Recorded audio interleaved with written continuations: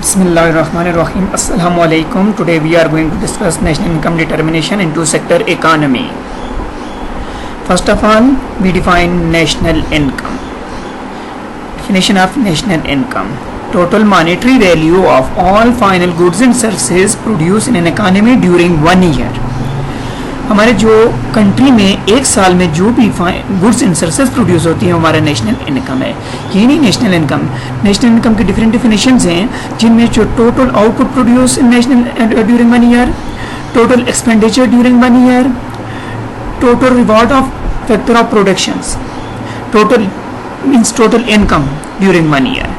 तो इसके 3 मेजरमेंट है, नेक्स्ट हम डिस्कस करेंगे. लेकिन नेशनल इनकम क्या है? Total monetary value of all final goods and services produce in an economy during 1 year. Approaches of national income determination. तो there are 2 approaches of national income determination. Number 1, aggregate demand and aggregate supply approach, and number 2, saving and investment approach. National income is determining where. First one जो है हमारी कि national income कहाँ determine होगी. National income को हम Y से denote करते हैं इकोनॉमिक्स में. तो नेशनल इनकम कहाँ डिटरमिन होगी? जहाँ पर हमारी एग्रीगेट डिमांड जो है वो एग्रीगेट सप्लाई के बराबर होगी. ये फर्स्ट अप्रोच है. और सेकंड अप्रोच के मुताबिक नेशनल इनकम कहाँ डिटरमिन होगी? जहाँ पर हमारी सेविंग और इन्वेस्टमेंट आपस में बराबर होगी. अब 1 by 1 हम लेते हैं. फर्स्ट वन जो हमारी है aggregate demand and aggregate supply approach. Aggregate demand से अप्रोच के मुताबिक aggregate demand, what is aggregate demand in mathematics में आपने एग्रीगेट सम, ठीक है, मजमुआ. तो एग्रीगेट डिमांड क्या है? Total demand. Aggregate demand is total demand. Demand किसके लिए करेंगे? For goods and services during 1 year, during specific time period. लेकिन हम इकोनॉमिक्स में जो नेशनल इनकम जो काउंट करते हैं फॉर 1 ईयर करते हैं, ठीक है. तो total demand for goods and services during specific time period mean 1 year. जो ये हमारी एक टोटल डिमांड होगी एक साल के लिए या स्पेसिफिक टाइम पीरियड के लिए, वो हमारी एग्रीगेट डिमांड है. In two sector economy aggregate demand has 2 components. In two sector economy aggregate demand has 2 components. अभी आपके एमसीक्यूज में आ सकते हैं ऑब्जेक्टिव में कि aggregate demand in two sector economy aggregate demand has कितने components? 2 components. Means aggregate demand is equal to Y. ये मैंने आपको कहा एग्रीगेट डिमांड टोटल डिमांड भी नेशनल इनकम है. जिस तरह हमारी डेफिनेशन थी नेशनल इनकम की total monetary value of all final goods and services produce in economy during 1 year. तो ये भी हमारा जिन टोटल गुड्स एंड सर्विसेज जो प्रोड्यूस है वो भी हमारी नेशनल इनकम है. तो यहाँ पर आप डेफिनेशन ले सकते total demand for goods and services during 1 year, वो भी हमारी नेशनल इनकम है. तो एग्रीगेट डिमांड जो है हमारा वो किसके बराबर है? वाई के बराबर. Aggregate demand is equal to y is equal to C plus I. तो C क्या है? C is consumption expenditure. ये स्पेस देके, ठीक है. ये एग्रीगेट डिमांड के 2 कंपोनेंट्स हैं. एक एग्रीगेट डिमांड का फर्स्ट जो है C है और दूसरा I है सेकंड. अब C क्या है? C is consumption expenditure और I is investment expenditure. यहाँ पर हम आपको बता रहे हैं जो फर्स्ट जो स्लाइड हमारी जो है ये national income determination two sector economy. 2 sector में there 2 sector, house sector and business sector. No interference of government. यहाँ गवर्नमेंट की कहीं भी इन्वॉल्वमेंट आपको नजर नहीं आएगी. 2 सेक्टर इकोनॉमी में इसको हम कहते हैं free enterprise economy, free intervention economy, no interference of government, ठीक है. तो एग्रीगेट जो हमारी होगी 2 तरह की होगी. या तो हम जो टोटल इनकम हम लेंगे तो जो हम इनकम करेंगे तो वो 2 हिस्सों में कंसिस्ट होगी. फर्स्ट कंजम्पशन एक्सपेंडिचर और सेकंड इन्वेस्टमेंट एक्सपेंडिचर, ठीक है.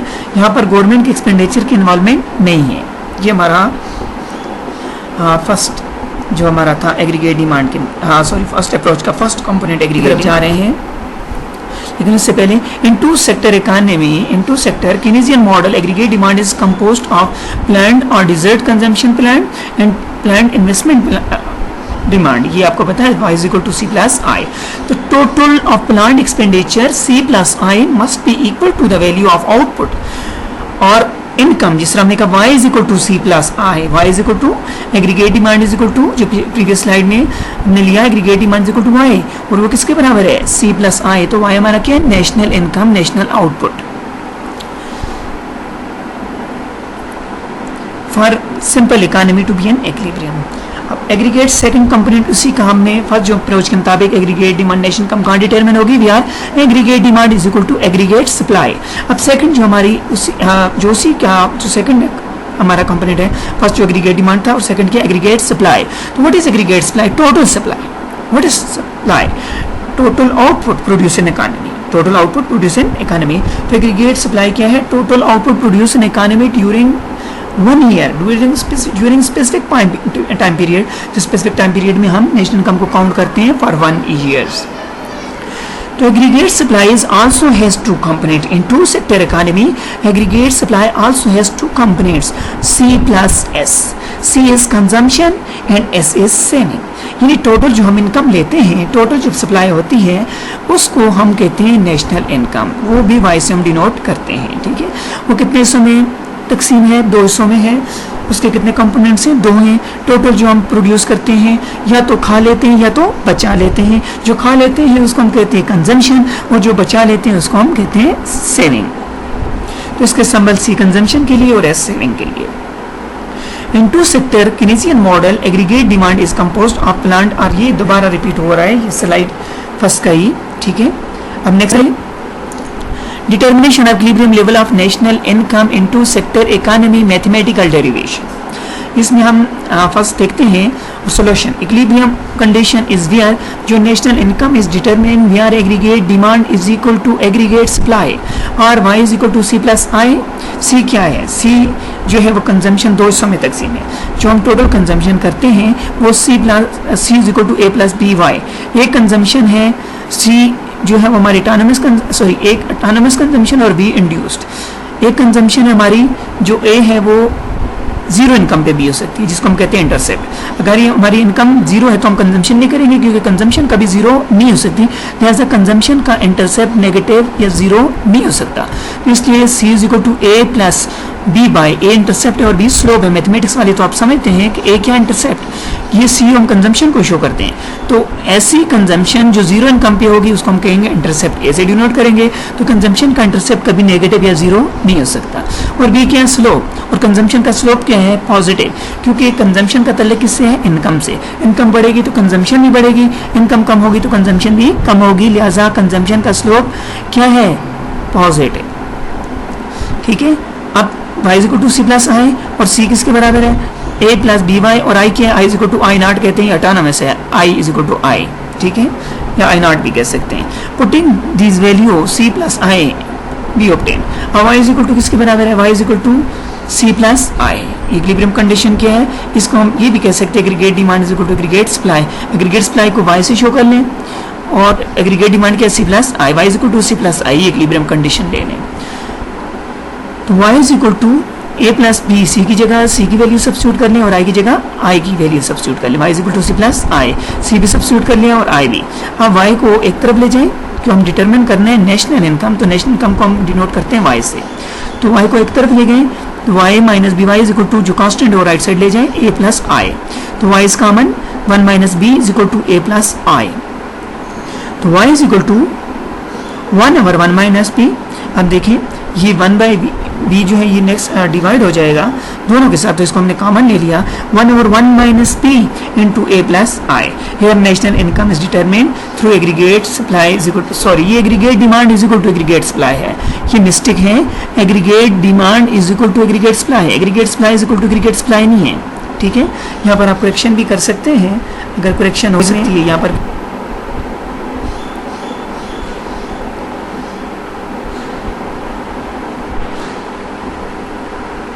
अब नहीं हो सका। अब नेक्स्ट ये aggregate demand is equal to aggregate supply. अब नेक्स्ट हमारी आ गई, नेक्स्ट हमारी स्लाइड है न्यूमेरिकल एग्जांपल। फर्स्ट जो हमने सेकंड लिया है national income determination mathematical derivation. अब determination of equilibrium level of national income in two sector economy numerical example. अब हम पर यहाँ पर न्यूमेरिकल ले लेंगे, जिस तरह हमने सी की वैल्यू ली थी वहाँ पर हमने मैथमेटिकल उसमें वो इक्वेशन डाली थी, अब यहाँ पर न्यूमेरिकल है। ठीक है, सी की वैल्यू क्या है? C is equal to A plus B Y था, यहाँ पर हमने C is equal to 5 plus 0.8 Y और आई की वैल्यू क्या ली है हमने 10। अब नेशनल इनकम कहाँ डिटर्मिन होगी? अभी जो हमने प्रीवियस ड्रॉ किया है हाँ y is equal to 1 over 1 minus P A plus I, या वही डिटरमिन कर सके A demand is equal to aggregate supply.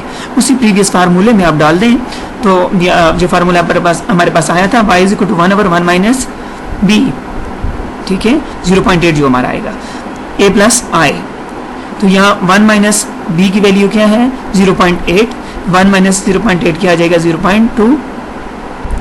ये सॉल्व भी आप कर लें, ठीक है, और इसको वैल्यू फाइंड भी कर लें आप। 5 प्लस 10 15 और डिवाइड करके ये टोटल जो हमारे पास अमाउंट आती है 75, तो हमारी नेशन कम है 75। दस सी इज इक्वल टू, अब हमारी कंजम्पशन कितनी है, कंजम्पशन अगर जाहिर बात है वाई जब तक नहीं होगा तो हम सी फाइंड नहीं कर सकते, वाई फाइंड हो गया तो लिहाजा सी इक्वेशन में आप वाई की वैल्यू सब्स्टिट्यूट कर लें। तो C is equal to 5 plus 0.8 into Y की वैल्यू 75 जो भी हमने फाइंड की है इज इक्वल टू 65 आ गया। अब Y is equal to C plus I, तो y जो है लेफ्ट साइड और राइट साइड आपस में बराबर रहने चाहिए, तो y is equal to y जो हमने डिटरमिन किया नेशन कम हमारे पास क्या है 75, तो c प्लस आई, c क्या 65 प्लस i जो हमारे पास गिवन है 10, 65 प्लस 10 75। तो यार national income is determined we are aggregate demand equal to aggregate supply. तो ये हमने प्रूव भी कर लिया कि नेशनल इनकम कहाँ पर डिटरमिन होगी, जहाँ पर aggregate demand equal to aggregate supply, हमारी नेशनल इनकम डिटरमिन होगी विच इज 75, ठीक है।